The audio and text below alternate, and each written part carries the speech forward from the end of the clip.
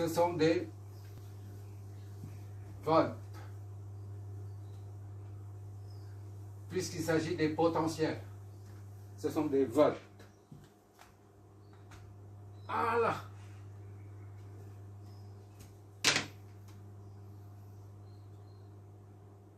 Voilà. Ici, il n'y a que 3 mètres carrés d'espace de travail. Je suis désolé. Ah, c'est tellement dur. C'est la misère. C'est la misère. Bon. Maintenant, à partir de là, qu'est-ce qu'on fait?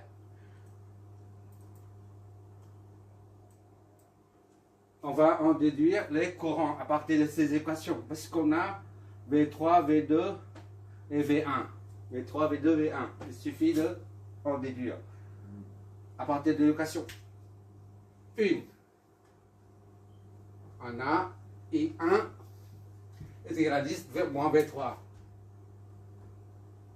10 moins V3, je remets, divisé par 4. Donc, 10 moins V3, c'est combien? 4,2 divisé par 4. Ça donne combien? 4,2 divisé par 4. 1,45. Donc, 1,45, soit I1 est égal à 1,45 ampères. D'accord? On va entourer ça comme résultat. Maintenant, c'est I2. On part de cette équation 2. J'ai bien fait de numéroter. Comme ça nous permet de repérer facilement. I2 est égal à 10 moins V2 sur I2, 10 moins V2 sur 2. Soit 10 moins V2, 9,2 divisé par 2. Ça nous donne combien ça? 10 moins 9,2 divisé par 2. 0,4. Et 2 est égal à 0,4. Ainsi, on met ici, I2 est égal à 0,4 ampères ou 400 milliampères. D'accord? Et I3, ça part de l'équation 3. Est égal à V2 sur 8. Soit V2 c'est égal à 9,2 divisé par 8. Moi je suis pas doué en calcul mental.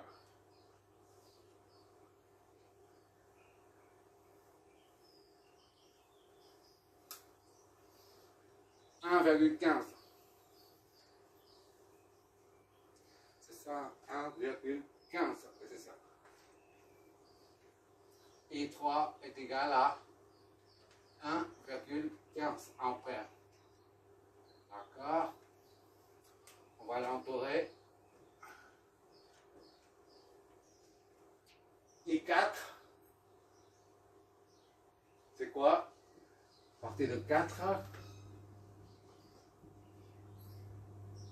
est égal à V3 sur 6. Soit V3 c'est 4,2 sur 6. Ça donne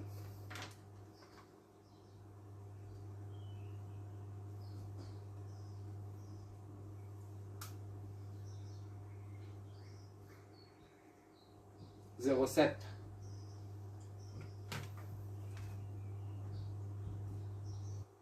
I4, le courant I4 est égal à 0,7 ampères, soit 700 milliampères.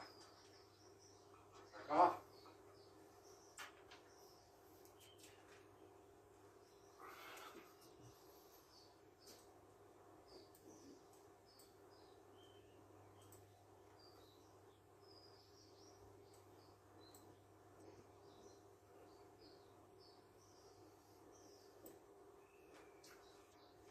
I5, comment on trouve? Il n'y a pas d'équation. I1, il y a l'équation. I2, il y a l'équation. Ici, I3, I4. Mais ici, il n'y a pas. Pour I5, il n'y a pas d'équation liée au potentiel. Donc, il suffit d'utiliser la loi des nœuds. On voit que ici, I5, I1 est divisé par, et scindé en deux, en I4, I5. D'accord? Il suffit de mettre I4 plus I5 est égal à I1.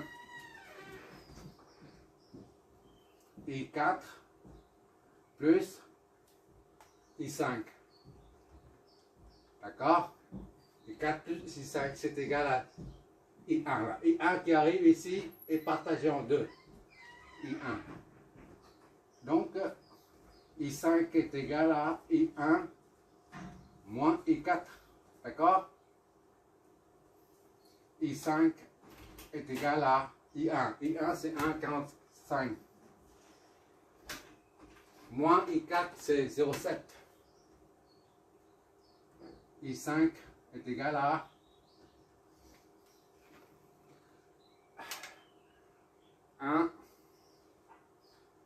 1,45 moins 0,7. 0,75. D'accord?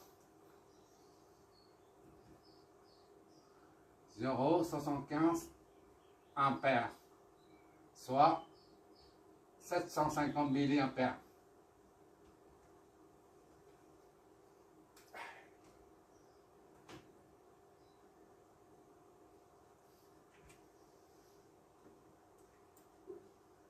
Voilà, tout est terminé là.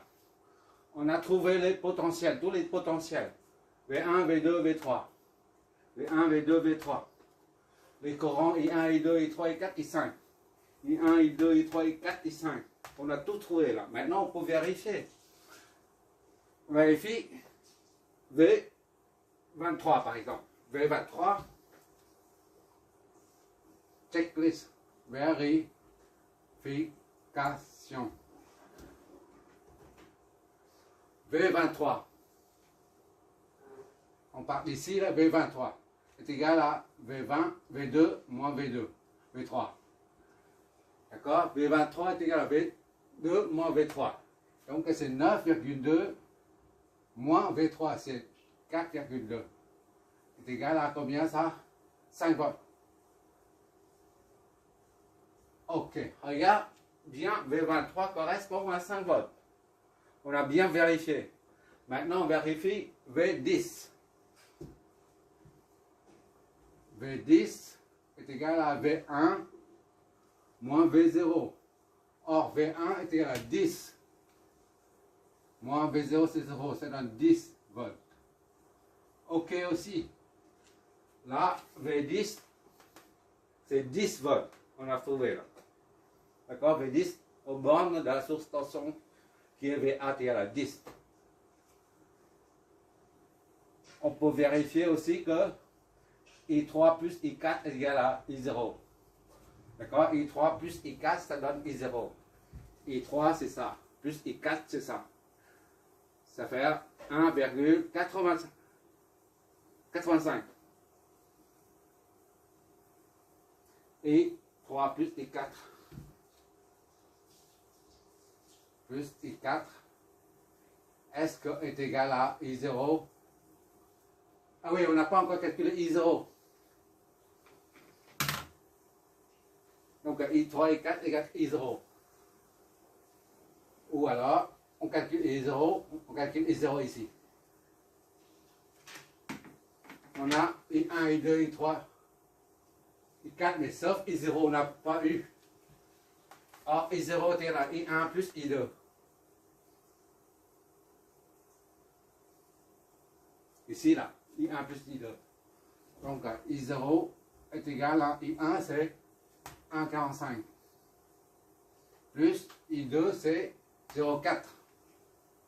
Soit I0 est égal à 1,85 ampères. D'accord? On a oublié de calculer I0. Maintenant, on l'a. Bon, on vérifie I0, comme on a dit tout à l'heure. Vérifie. Ici, I1, I2 est égal à I0, d'accord? et ça. Et maintenant, on vérifie. Est-ce que I0 est bien égal à I3 plus I4? I0, est-ce que est égal à I3 plus I4? I3 plus I4. I3 plus I4, c'est quoi? I3, c'est là, 1,15. Plus I4, c'est combien? 0,7. Donc, 1,85. I0 est égal à 1,85. On retrouve ici. D'accord? Donc, tout est cohérent. On retrouve I0 là. Bon, tout est terminé pour cet exercice, cet troisième exercice. Je reprends, comme d'habitude. On commence par nommer les points d'intersection. 1, 2, 3, 0, 0, 0. Une fois les points sont nommés, on note les potentiels V1, V2, V3, V0, V0, 0. Et puis, on fait une supposition qu'il y a un courant IO qui sort d'ici. De même, un autre courant qui sort. Ce n'est qu'une supposition. Et à partir de ces deux courants, on en déduit les autres courants. D'accord? Du moment qu'on connaît le sens des courants, on en déduit via la convention de récepteur. Les tensions aux bornes de chaque élément. Que ce soit une source de tension, source de courant ou un récepteur. Voilà, on dessine les flèches. Pour une source de tension, les deux flèches, flèche courant et flèche tension, dans le même sens. Même sens. Pour un récepteur, les deux flèches s'opposent. Flèche de courant, flèche tension s'opposent. Idem ici. Un récepteur. Ici, c'est pareil. Et à partir de là, tout est fléché. On a toutes les flèches. On peut appliquer la loi d'Ohm. Ici, on a appliqué la loi d'Ohm. Pour quoi faire? Pour pouvoir exprimer les courants en fonction des potentiels que l'on cherche à connaître. D'accord? I1 est exprimé en fonction du potentiel au point 3. Ici, c'est pareil. I2 est exprimé en fonction des potentiels. I3, pareil. I4, pareil. Et à partir de ces courants, on les combine. On combine ces équations. La combinaison de ces courants forme une autre équation qui ne contient que des potentiels. Voilà. On a une équation où il y a un seul potentiel V1. La deuxième équation contient deux potentiels, V2, V3. On a trois potentiels, il faut trois équations pour pouvoir les résoudre. C'est la raison pour laquelle on les combine. On a déjà une, on a déjà deux, il manque la troisième. On se débrouille pour trouver la troisième. Et grâce à la loi des nœuds, on égalise la somme de ça avec ça. D'accord? Pour former la troisième équation contenant les potentiels. Et enfin, on en déduit la troisième équation, qui contient que deux potentiels. C'est suffisant. Il suffit de rajouter 0, V1. Voilà. Manquant. Et à partir de ces trois équations, on forme un système d'équations à résoudre qui contient les trois inconnus. Et par la voie matricielle, on arrive à V1, V2, V3. Les trois potentiels. Et à partir des équations initiales, là, avec les potentiels trouvés ici, on calcule les courants. D'accord? C'est pas compliqué, hein? Bon. Le prochain exo sera axé sur les sources dépendantes. Sources de courant ou sources de tension dépendantes. D'accord? crois que tu as bien maîtrisé le truc parce que c'est très très détaillé. Il suffit de revoir tranquille, avec la tête, sereine, tranquillement. D'accord? Merci d'avoir regardé.